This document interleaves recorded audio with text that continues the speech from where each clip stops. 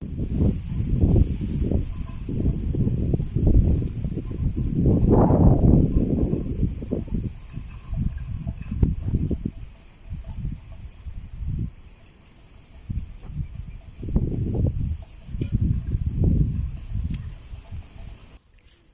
ยดีสบายดีพี่น้องมือนี้ซ่องโคกอินดี้สิพาพยายามตรงพยายามตรงพายุเขายามเกี่ยวเขาข้างหลังนี่ก็เป็นเขาเทียงพยายามตรงสิพาพยายามตรงมือนี้ไปกันเลย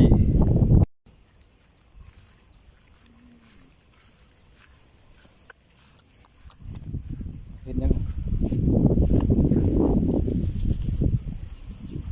สบายดี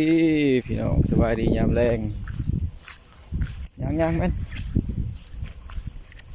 นี่มันเข้ากำลังสุกพายุเข้า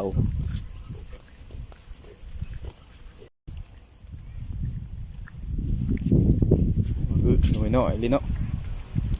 ฝนตกหำกล้าบ่ขึ้นมาเพียวจำ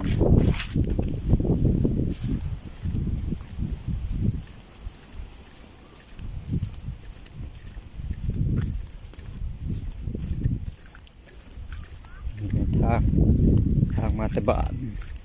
ตรงเขาก็ใส่แต่ทางมาแต่บ้านเลย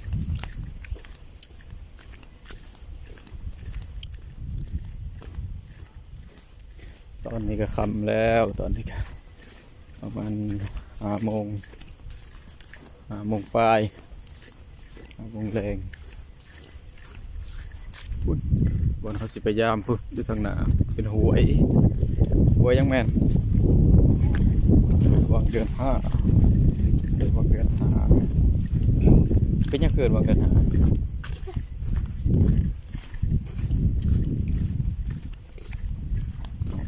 สิมายามตกพายุเขาเกี่ยวเขากับบ่ได้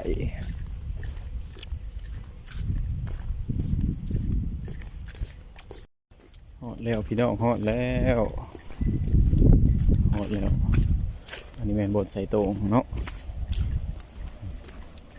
จะเป็นทางอันนี้เป็นทางมาตบ้าน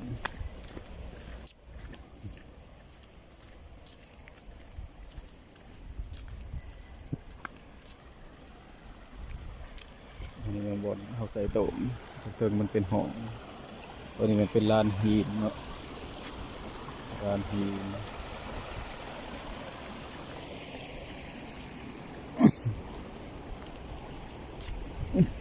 ลงได้ป่ะฮะ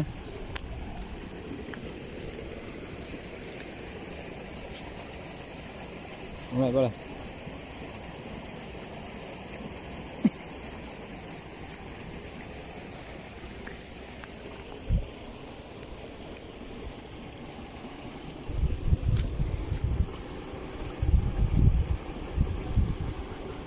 เงินเราใส่โต๊ะยามโต๊ะครบ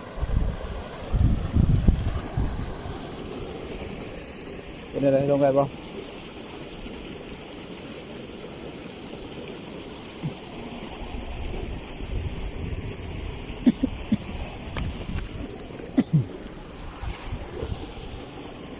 เห็นอยู่ป่ะ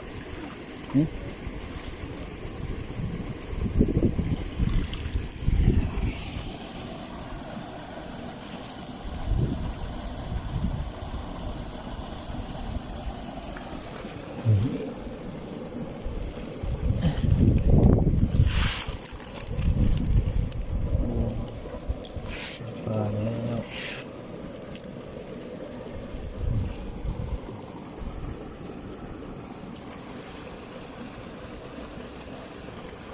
คำเนี่ยมันก็เลยอยากมืดเลยอยากเห็นได้ป่ะแต่ละเถื่อ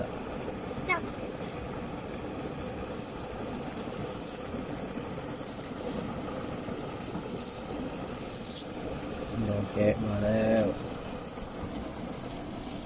ลองปอกเลย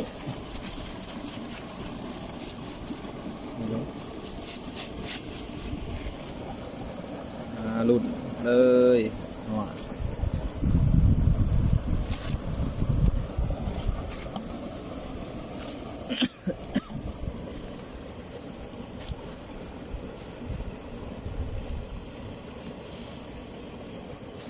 โอ้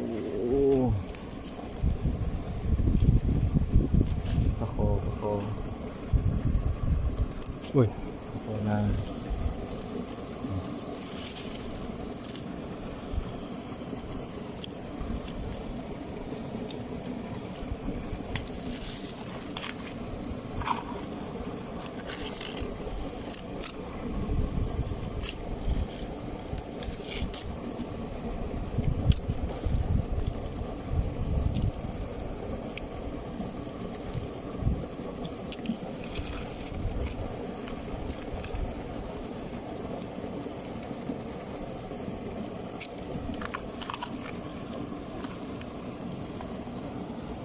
นี่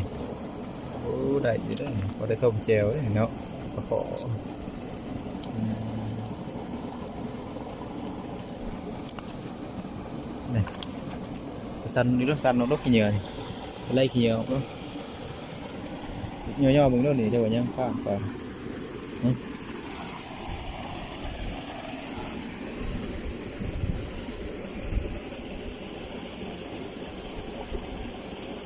ยังวะฮะแม่นวะ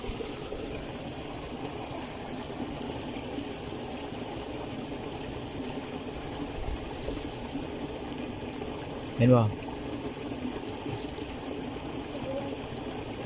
มายังเราไปสั่นเอาเลยสั่นขี้เอา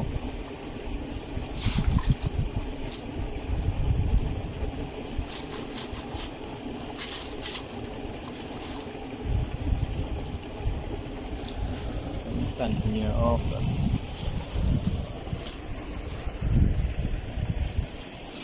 การเต็นนอนอยู่เหมาะเลยอยู่ทั้งหลุมมันเขาจะอืดปลาไว้ทั้งหลุมแต่วันยามมันบกเขาจะดูดเอาไป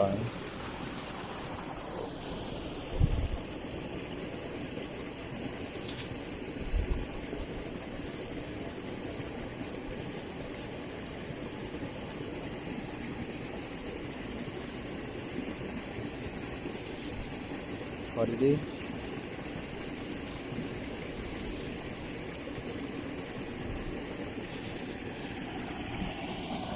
เอ้ยฝนตก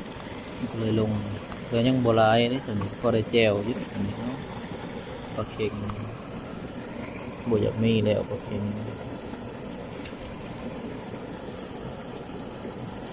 ปลาขอตอนนี้คือจะแม่ถือก่อนนี่นี่กาย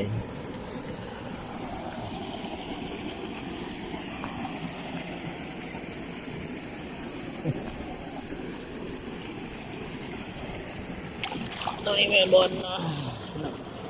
น้ำตก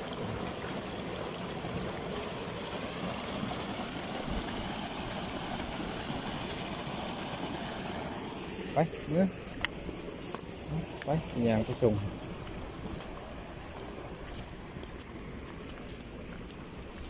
ตอนนี้ก็เมื่อแล้วกำลังแบบอันบอกขึ้นเมื่อ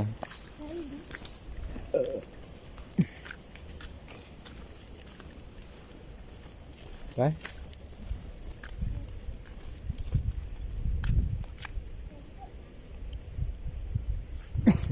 เอากระสิกลับสวรรค์เลยแบบนี้ได้หน่อไม้ทุ่งหนึ่งแม่ไปหาหน่อไม้ได้หน่อไม้ทุ่งหนึ่ง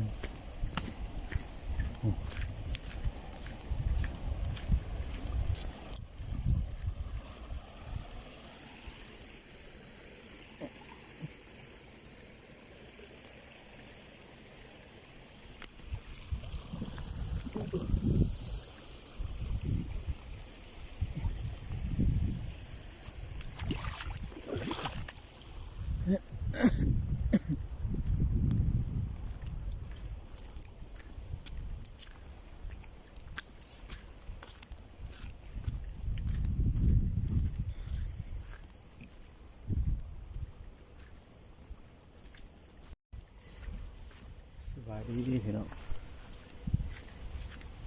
ตอนนี้ก็คำแห้งแล้วเนาะกูจะเห็นนะอันนี้เป็นกองหนาเหมือนแนมกูจะเห็นเอาจบคลิปไว้สักนี้ฝากติดตามเลยพี่น้องคลิปหน้าว่าอยากไปนอนปะลองมึงบ๊ายบาย